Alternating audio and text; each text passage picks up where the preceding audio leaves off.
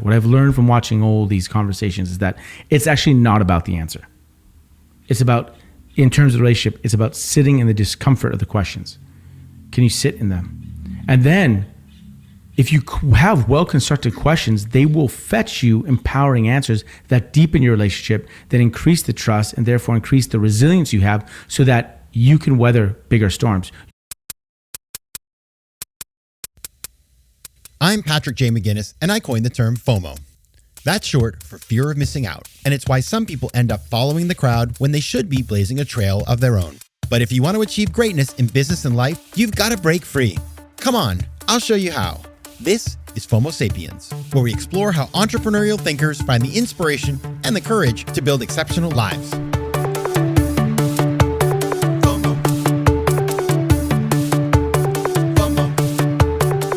Welcome back to FOMO Sapiens, the show for entrepreneurial thinkers. I'm your host, Patrick J. McGinnis, and today we are talking to Topaz Adizes, the founder of Skin Deep and author of 12 Questions for Love, a guide to intimate conversations and deeper relationships.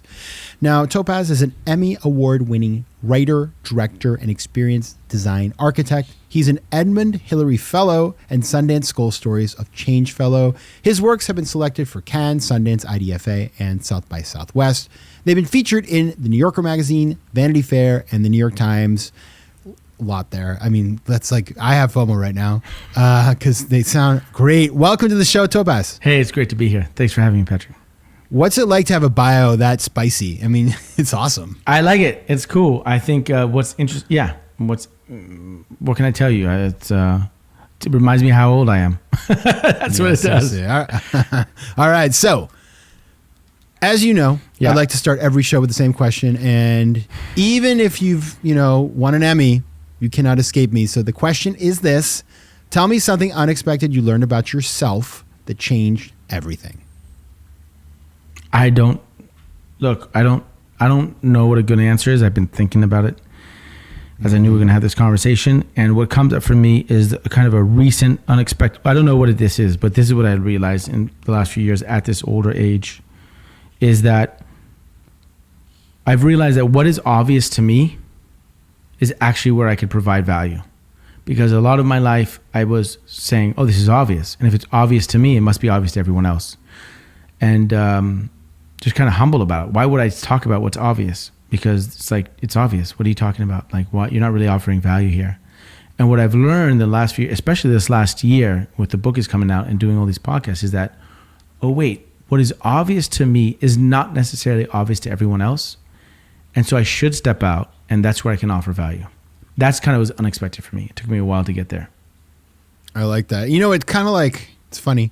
It took me a long time to realize that even if I like doing something and think it's fun, it doesn't mean that it is like fun for everybody. And that like I enjoy doing something, but somebody else may not want to do that and wants me to do that and is happy that I'm doing that for them. Do you know what I mean?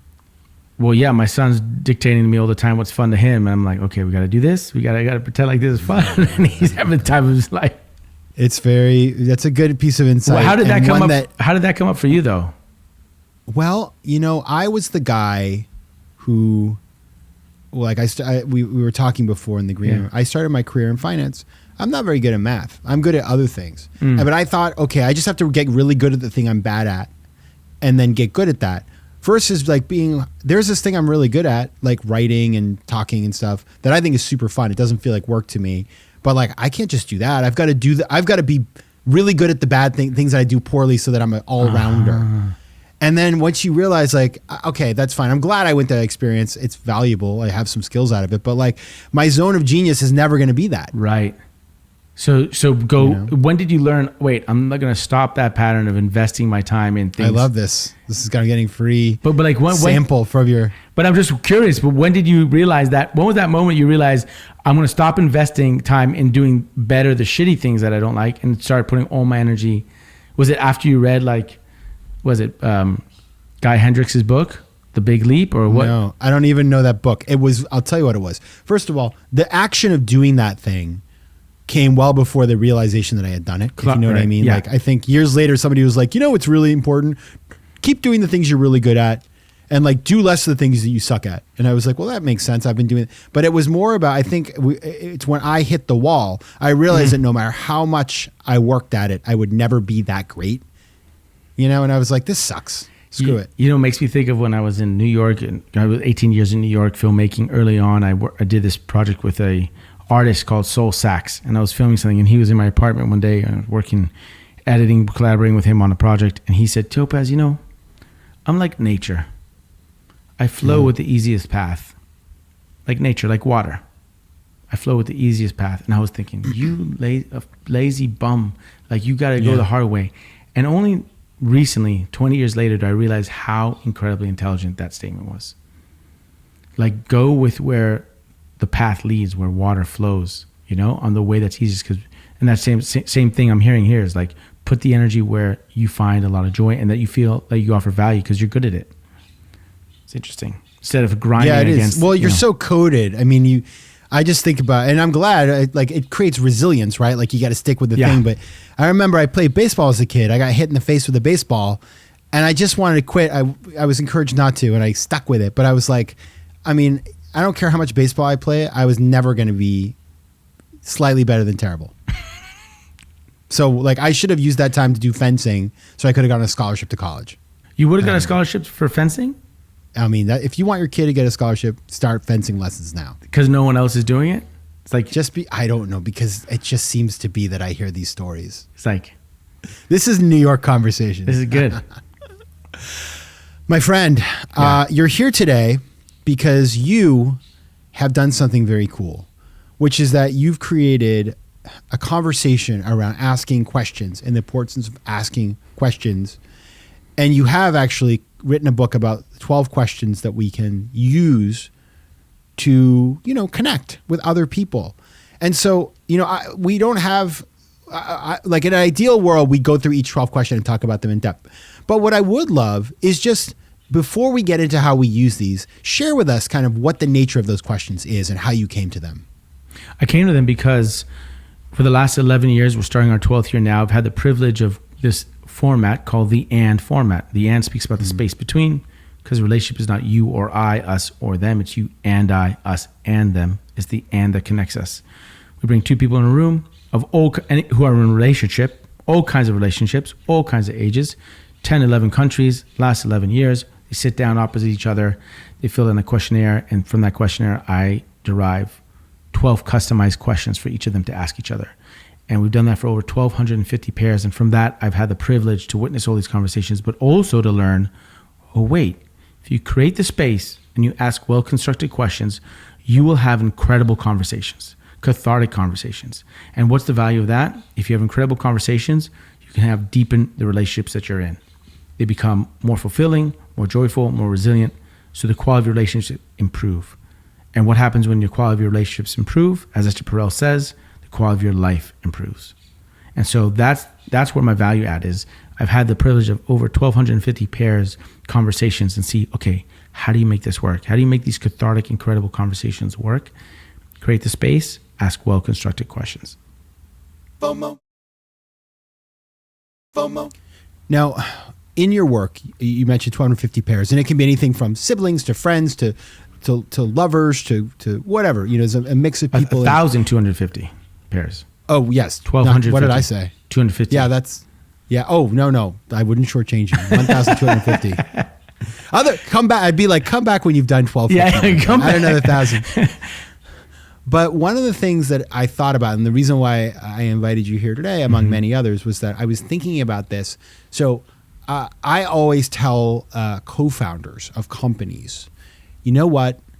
Have the hard conversation when there's nothing at stake. You know, there's nothing, because I think about the Facebook movie and Eduardo and Mark, like when they were just in a dorm room, like it was all fun and games. And then the minute there was money on the line, everybody went crazy. And they hadn't built the bridge, the connectivity to be able to weather that storm. Yeah.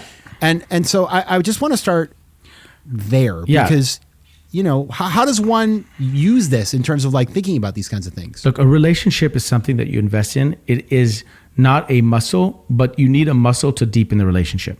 And that muscle is sitting in the discomfort of the questions not necessarily the answer. What I've learned from watching all these conversations is that it's actually not about the answer.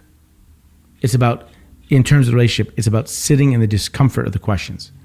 Can you sit in them? And then if you have well-constructed questions, they will fetch you empowering answers that deepen your relationship, that increase the trust, and therefore increase the resilience you have so that you can weather bigger storms. You can carry bigger loads.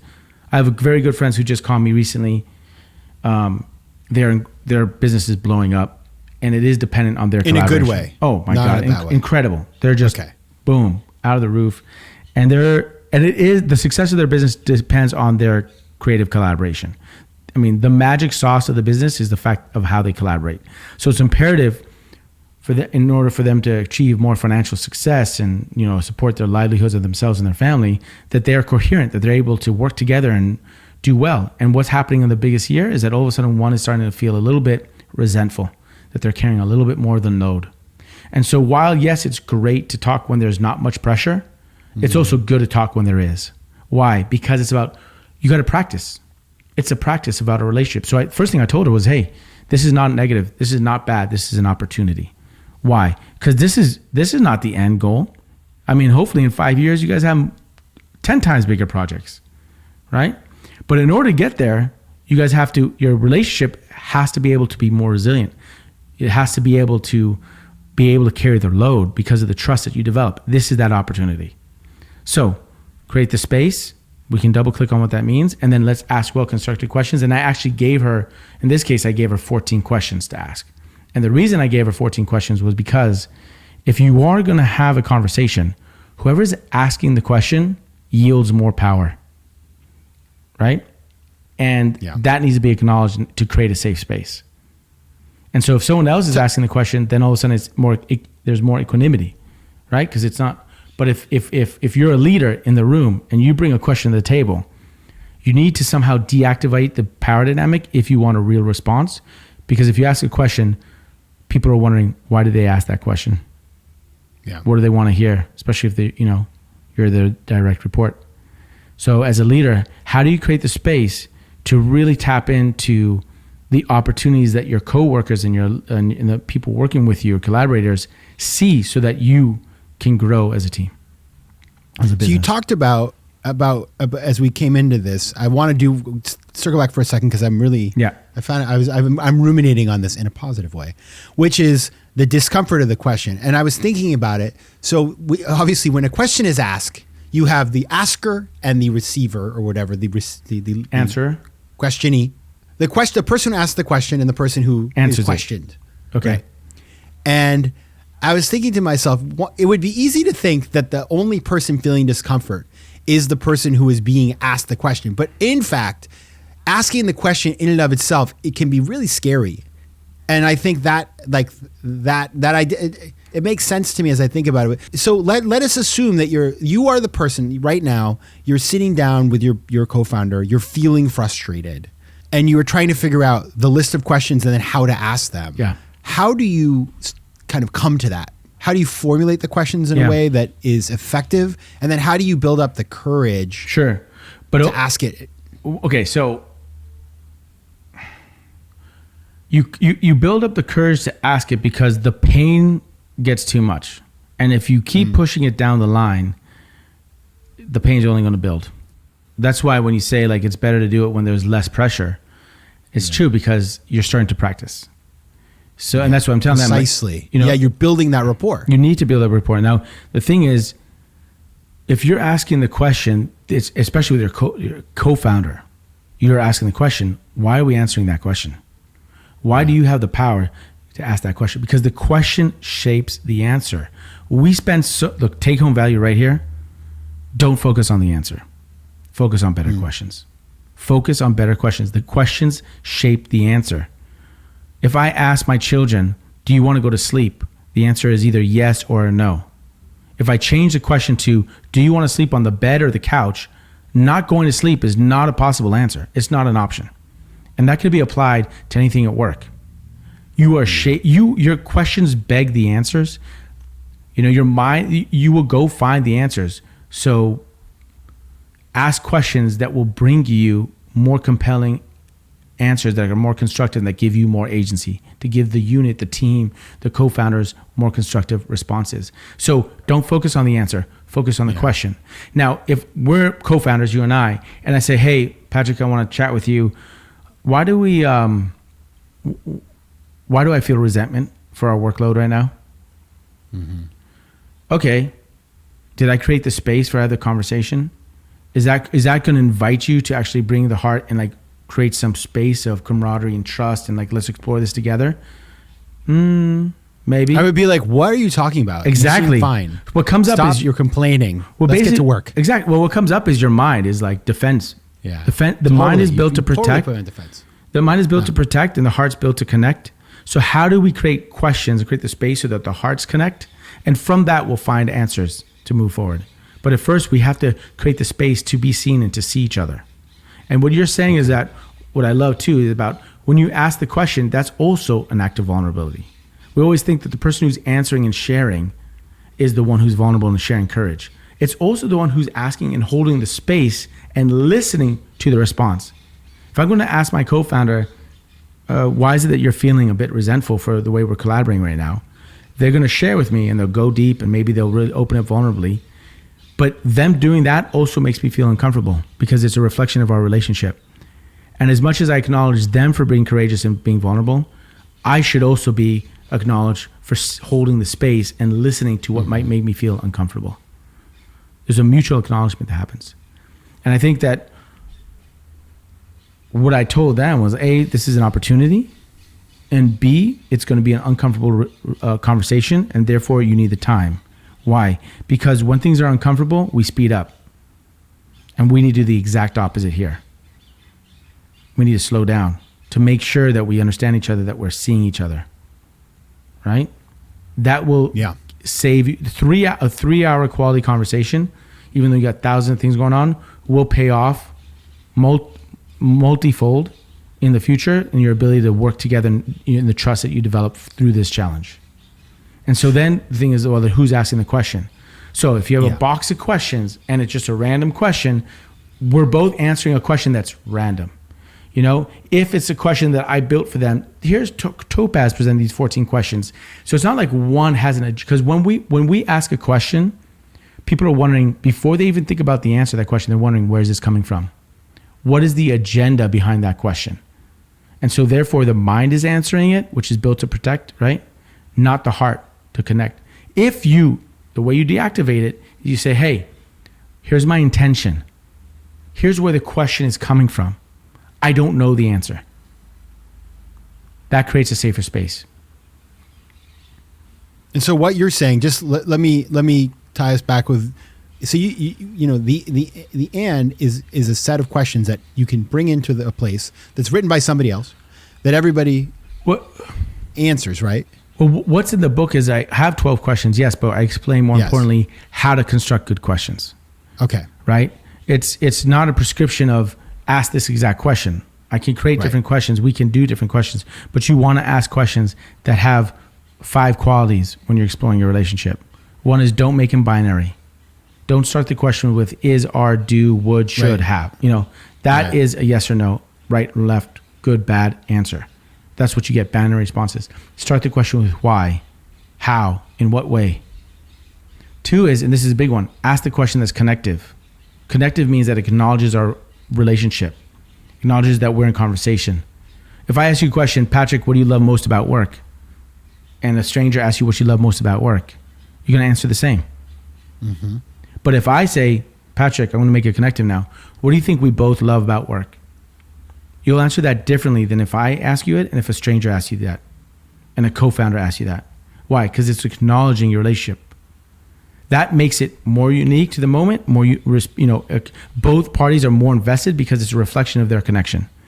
So if you just shape the question in a way that reflects the two people in conversation, everyone's more invested. There's 3 other qualities to quality questions we can go into, but there's one thing of acknowledging who's asking the question and is there a way for us to bring equanimity to these questions? And then there's a part about how do you construct those questions? How does it work? You know, one thing I've noticed is that they seem to be all open-ended questions. Like, is it always an open-ended question, or can a close-ended question be valuable when deployed in the right place? Absolutely, if deployed in the right place. So it's Okay. what I'm saying is, what kind of conversation are we having? Yeah. Right? It's like this. You don't cook in the bedroom and you don't sleep in the kitchen. You do certain things in certain places. You have certain conversations for certain ends. As a leader, you want to guide your team into managing their expectations of what they should expect from the meeting and what is expected of them to participate in the meeting. Is this a brainstorming meeting? Is this a decision-making meeting? This is an implementation meeting. If you're doing implementation or decision-making meeting, maybe you want binary responses. You want close-ended. Is this the right thing to do? Yes, no. Are we complete in our conversation and this is what we're doing? That begins with an is, so it ends with a binary response. Yes, no. Okay, there's a time for that. But I'm speaking about if you're having a conflict and you need to explore your relationship, then the space of that is to ask open-ended questions, not close-ended. So be aware of the space you're in. As a leader, be aware of the kind of conversation you're facilitating at that moment and communicating to your team what's expected of them and what they can expect from the meeting. Let's say you're having a brainstorming meeting and you have the guy who's always upset the brainstorming and you go, hey man, Jimmy, why are you always upset when we do these Wednesday brainstorming meetings? Like, because we never come to a decision. Hey, let me manage your expectation. We're never coming to a decision in a brainstorming meeting. That's not the point of it. It's a yes and energy. We're collaborating. Okay. Or vice versa. You have these decision-making meetings or implementation meetings. We're deciding who's doing what by when and how. And Jimmy why are you upset we had these meetings about implementation? It's like, because you never asked for my opinion. Like, wait.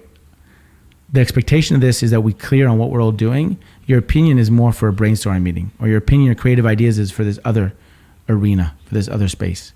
Part of a leader's job in these days is not giving the answer. It's cultivating the space for quality questions that will then lead us to quality answers from the team.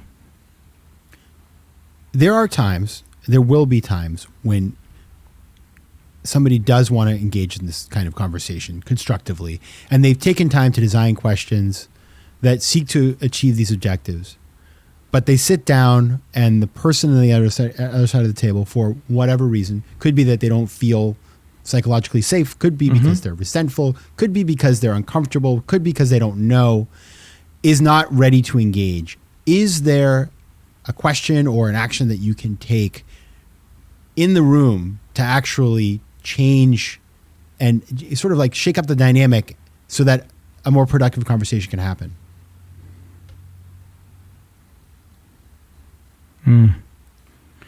What comes up for me is two things. One is, I believe this is a practice. Maybe your co-founder, maybe your spouse, maybe your brother, maybe your mom is not good at communicating, is not comfortable. But if they're sitting in the discomfort of the questions with you, that's enough. And then you make it a practice, and because you'll do it next week. We'll do it in a month. Every week, every month, we sit down by the fire and we have a convo. Maybe the first time they don't answer any of the questions, but they're there with you, so acknowledge them, right? They'll feel safer if they're being acknowledged for who they're being versus who you want them to be. And if you sit with that and you practice that, over time, they'll step out and they'll share. Because oftentimes we come with like, they're not communicative. They're not sharing what it is. So in that sense, you're not offering the questions in the space as a gift. You're offering it as an agenda in the sense that you want to get to a certain result, and that doesn't make them feel safe. So accepting the other as they are and just honoring them for being in that space, sitting in the discomfort of the question, is enough, and it helps reinforce a safe space. And if you make it a practice over time, things will improve. They'll get better at it. You're getting better at not judging them and making them feel safe. This is important because we all have different ways of communicating, right? And not everyone's great at conversations. It's just one way to make more quality relationships is conversations, but there's others too. What I'm a specialist in is this is how you do it in conversation. Yeah. But I have to imagine as well, as I'm thinking about this is something you don't need to be in, you could be in conversation with yourself. Oh, that's for these questions too. Oh, well, that for sure. And that's why we have a self deck. Oh, that's awesome. We have a self deck. So you have a challenge, should I quit my job, or what should I do with this partner, or what's the best strategy for this action here and work, or whatever it is. okay, here's 200 questions to ponder against that point of inquiry. You know, that helps. Another thing that helps are question loops. The most famous question loop is why? Why? Why? But another question loop is why? What would it give me? What if I already have that? Why? What would it give me? What if I already have that? You loop that, you'll get deeper. It's like peeling the onion to the core thing. It's helpful. It's helpful to ask, to construct. Everything we do is an answer to a question. You wake up in the morning 100%. and you're like, holy shit, I got to do that today. Here we go. You don't realize that holy shit, I got to do that today. Here we go is an answer to a question. The question is, what's the shitty thing I have to do today? If instead you change the question, you go, okay, amongst all the shitty things I have to do today, what's the one thing that's going to kick ass? What's the one thing I'm going to learn that I'll never forget? So it's finding the needle in the haystack. The question is the lens by which we look. You can control that. That changes your whole perception of reality, of relationships, of the world you live in. But we're not trained to do that. That's what I'm realizing. What's obvious to me is that, and in all these conversations, to me, the question is the answer. The answer is the question. And we are so trained on the answer when it's not there to look. We're looking in the wrong spot. FOMO. FOMO. Yeah, you don't get an A for you don't get an A for writing the question. You get an A for answering the question. But you know why? Because you know what I mean? Yeah, but all the power is in the question. 100%, of course. Like, it's a system. Yeah. And we're gonna tear it down. You and me together. No. But what I'm going to do now, I am going to be the questioner because we have a lightning round, which is, I'm going to ask them 4 questions and, 3 standard and then 1 special one just for you. Ooh. Because, we like to customize. Nice. Here on FOMO Sapiens. So are you ready? I'm ready. Bring it. All right, let's go. Topaz, number 1. What is a favorite quote? David S. Fiscott, he's a psychiatrist, author. He said, "The purpose of life is finding your gift. The work of life is developing your gift. And the meaning of life is to give it away." I love that. It's coming full circle from where we started, my friend. Is it? Really nice. Yeah, it is, because when you know your gift and you develop it and you give it away, you're not trying to like learn math if you're not. Right. You know what I mean? Yeah. Yeah. You can hear all my childhood trauma around math. Jeez, yikesies. All right. Number 2, favorite use case for Chat GPT or your other, whatever LLM you use. That I've used or that I would use?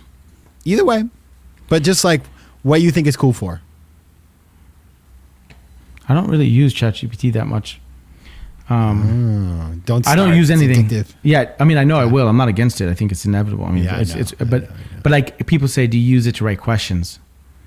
And it's not effective for the questions I write yet because it's not acknowledging the connectiveness and putting each other in different people's shoes, which is interesting. That's actually kind of a takeaway right there. Actually, think about it. But well, I think, but it's inevitable. This, what comes up for me is that in the space of AI coming out, the impetus now is more in our hearts.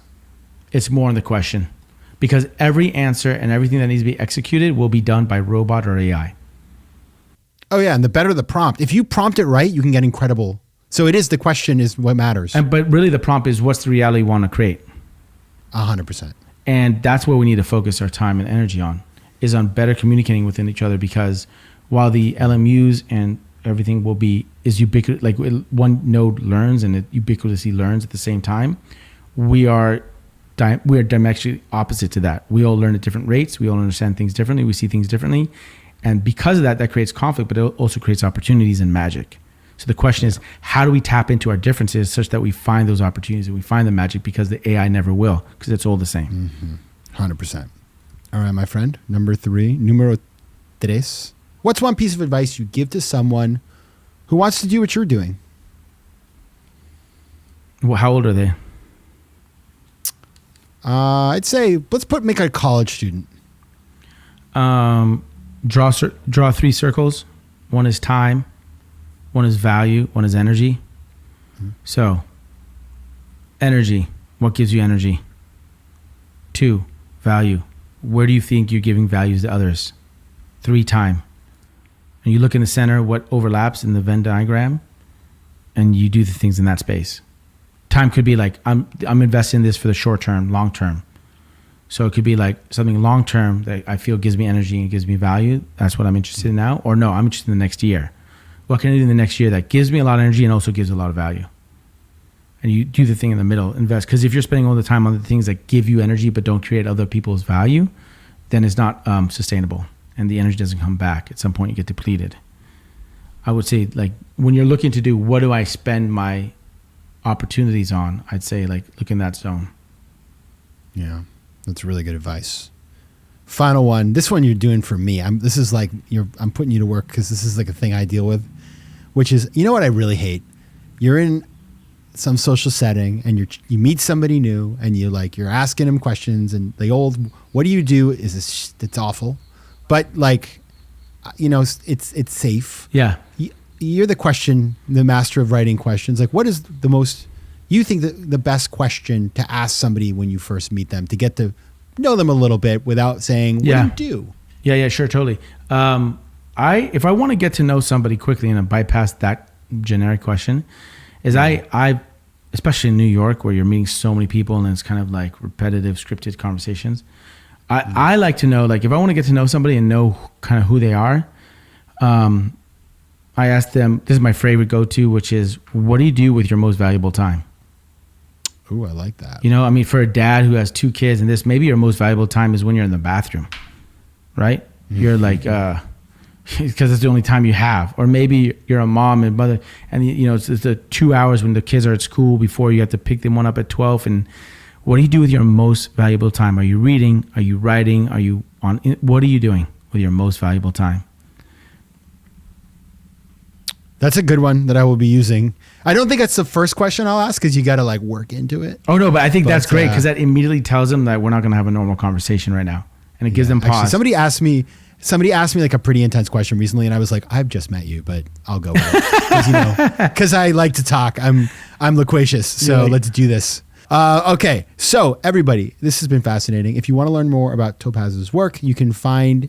Okay, we're going to give you a place to look specifically. Go to shop.theskindeep.com and look for the And Teamwork Bundle so you can bring this kind of thinking into your work.